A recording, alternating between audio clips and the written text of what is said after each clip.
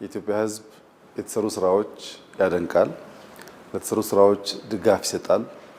ግን በእኛ ሰርቪስ ምክንያት ምሬት ያሰማል። ፒቲ ኮራፕሽኖች እንዲጠፉ ይፈልጋል፣ ሰርቪስ እንዲቀላጠፍ ይፈልጋል። ይሄን ለመፍታት ባለፉት 6-7 ወራት ሰፋፊ የስትራቴጂ የጥናት ስራዎች ሲሰሩ ቆይተው ዛሬ መሶብ ተወልዷል። መሶብ የአንድ ማዕከል አገልግሎት መስጫ ቦታ ነው።